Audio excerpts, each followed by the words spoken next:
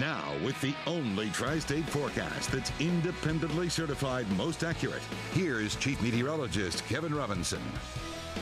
All right, let's take you out to the start of this afternoon, or actually earlier this morning when we woke to some clouds and some downpours across the area. This is a pretty cool weather bug time lapse. I'll step in here towards the end. Notice we'll finally get the clouds out of here, get some sunshine in for the afternoon, and then suddenly, because the humidity levels are still so high and there's a front to our north, did you notice how the clouds began to bubble up as we heated up during the afternoon? And we finally had one more round of thunderstorms roll in here late this afternoon and into the evening hours. Now we're awaiting the arrival of some much more comfortable air to take us through the end of the week around here. Right now, outside, Power 5 Live radar shows it's quiet. The rain is all gone. You can put the umbrellas away.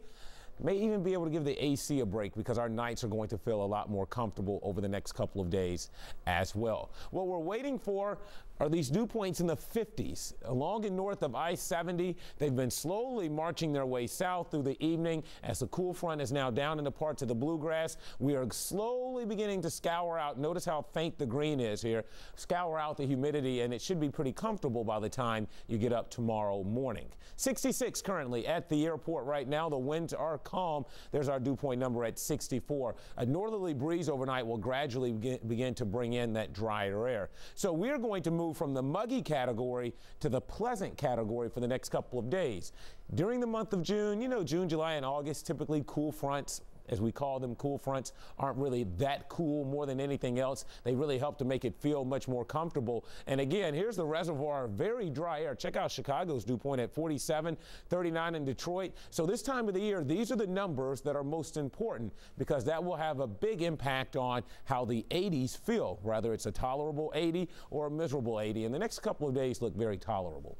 Temperature 66 here in Cincinnati, same story in Dayton, 72 in Indianapolis. As you notice, as I mentioned, cool fronts aren't really cool fronts this time of the year. They don't bring in a lot of cool air. Tonight we'll drop to about 61. Check those 50s out across northern and central Ohio. That's where we'll be for Wednesday night.